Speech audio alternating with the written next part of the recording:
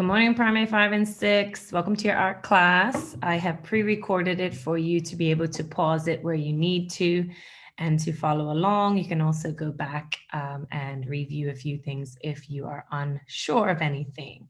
So today we are actually continuing our lesson on value and value shading and how to create form when you are drawing or creating portraits. So here I'm going to bring up on our screen our introductory lesson, and we're just going to review what we would have looked at when we started our class on value. So we're learning to create value in a portrait. Why? This is because we want our artwork to look three-dimensional and have a realistic form. So we talked about value scales, and we created value scales using pencils. We've shaded from light to dark and added in medium values in there. And we also used hatching and cross hatching, where you use parallel lines, and the closer the lines are together, the darker your tone and value will be, and the farther apart the lines are, the lighter. So today what I want you to be able to do is I want you to think and see if you can define what value is. Do you know what value is? Can you identify the lightness and darkness of a portrait? Can you explain why it is important to show different values in art? Are you able to shade three values on a portrait? So this is something we've been doing when we created our own self-portraits, whether with wax pastels or pencils or even pencil crayons. Can you use more pressure when creating a darker value? And equally, can you create a lighter value by pressing lightly?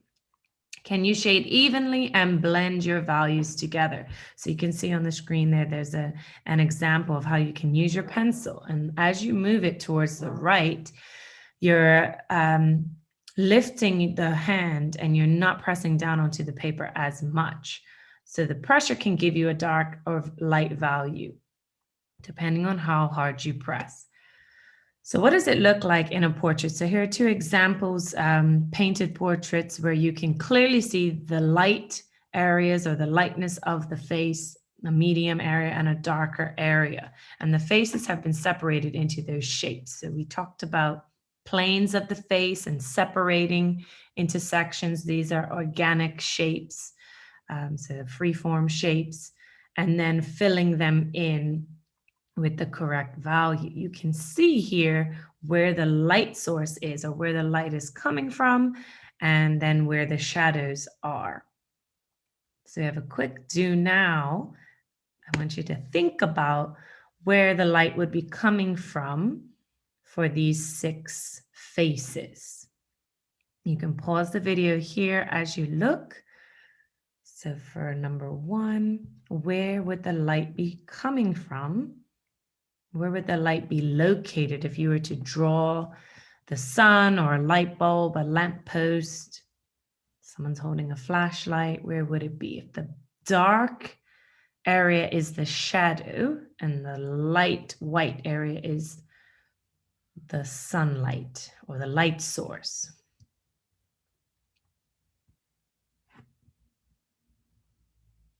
Once you've had a think about all 6, we can move on. So again, you can pause the video here as you think about where the light source would be. So here's an example, the Mona Lisa by Leonardo da Vinci. And I want you to think about how he used value and lights and darks and shadows in his painting and what it does for the audience. Why do you think he would have created this portrait in this way? So if his paints, he would have created a light tone and a dark tone. But what does it do for the audience as they are looking at the portrait? Are there areas that you are attracted to first? Are there areas that you kind of forget about, that blend in or get lost?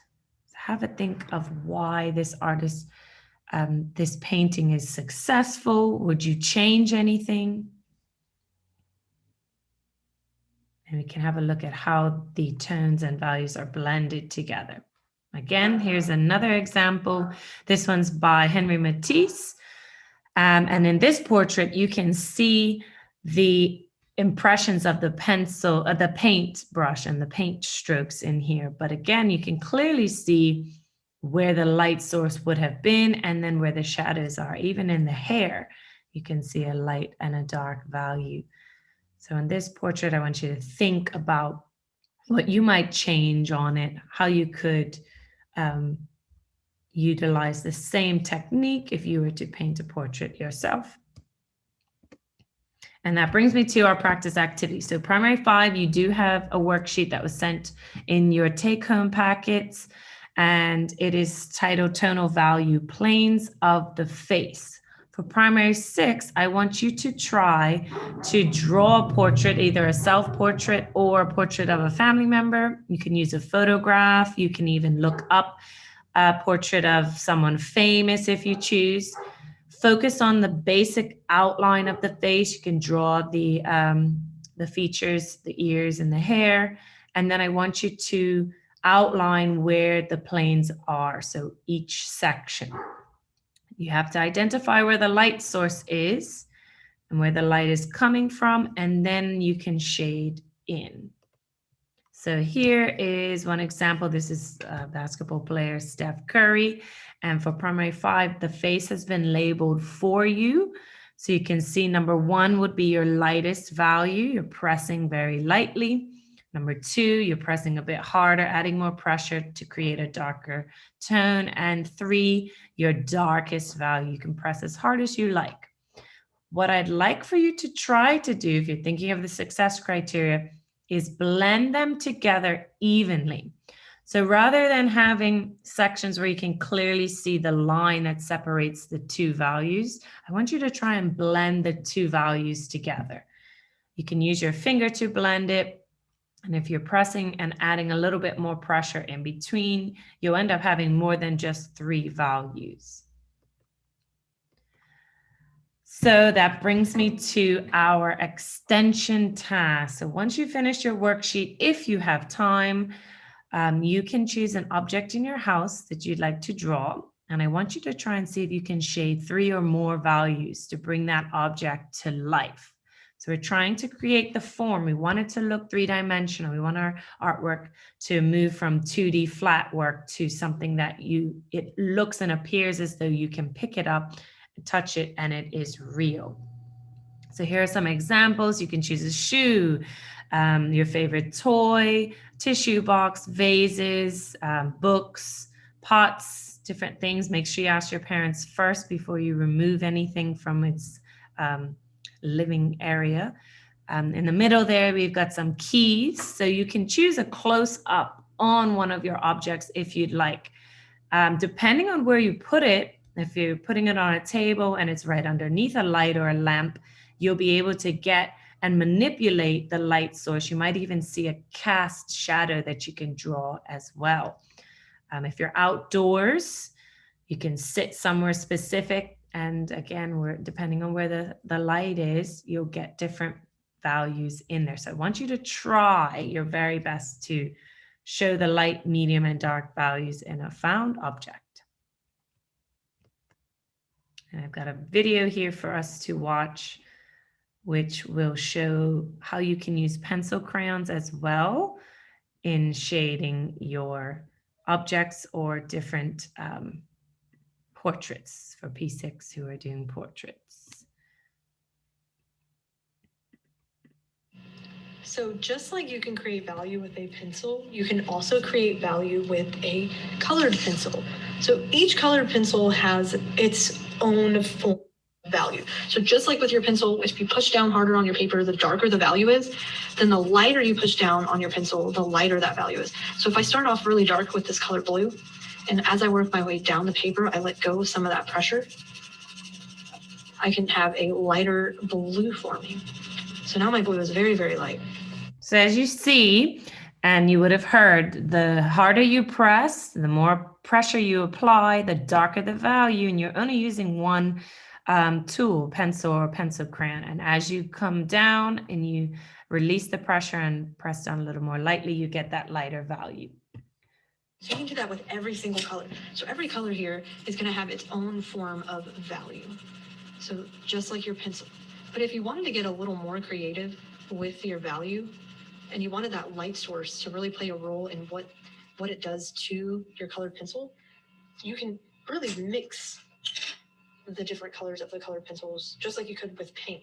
So just like we did our spheres that we created with our pencils using value, we can do the same thing with our colored pencils. So the first thing we want to establish first, just like everything, is our light source. So if my light source is up here, draw myself a cute little light bulb. So if that's my light source, I know that right here, that's where my light side is going to be, and this is where my form shadow is going to be. Then I'll have a cast shadow down here. So if I wanted to make this ball orange, I could make it orange pretty simply, but if I wanted to make it a little more interesting, I can use colors like yellow, because maybe my light bulb is yellow and it's giving this kind of a yellow light on here. So if I wanted to, I could start making my ball generally an overall color yellow. So I'm going to add, I'm sorry, orange. So I'm going to add orange to my ball because it's going to be an orange ball. So I'm just going to give it kind of like a medium value orange. Remember what analogous colors are. Those are colors that are next to it on the color wheel. So colors that are next to orange are yellow and red. So of these two colors, the red is my darker color. So I'm going to use that for my shadows. And my yellow is my brighter color. So I'm going to use that for my highlight, but that's also the color of my light bulb. So that's going to help create that look that my light bulb is giving this value. So I'm going to lightly, with my red colored pencil, add a bit of a shadow here. So remember, when you're adding shadows to your sphere-shaped object, you want to use those curved lines to help create that look of it popping out of your paper.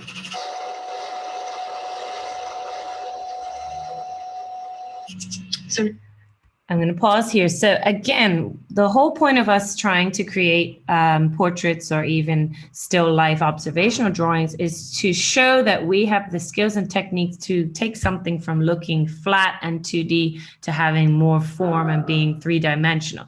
So as you would have just heard, she's using curved lines to shade in. So that creates that effect that you could pick this sphere or ball up. So as you're drawing your found object, if you get to that extension task, I want you to try and think about how your line should be shaded. If you're shading just in one direction over the entire object, it may still look flat. So I want you to think about how you can use those curved lines to make sure that yours does not look two-dimensional. Okay, so depending on the object you've chosen, you might have included organic freeform shapes, you might include some geometric shapes, and then you're going to add in the shades. If you choose, you can separate the object into each value and number them. Make sure you write the numbers very lightly so as you're covering over them, you can't see them in their final design. So again, here's our success criteria for today. I can define what value is. I can identify the lightness and darkness of a portrait. I can explain why it is important to show different values in art. I can shade at least 3 values on a portrait.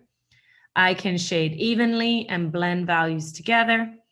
And then that extra one in there, I can add and take away pressure depending on how I want my value to look. So I hope you guys do a really good job. Please send me an email of your final pieces if you can at fnewsome@moed.bm. I'll make sure that your classroom teacher sends that to you as well because I'd love to see your artwork. Until then, have a good day, everyone.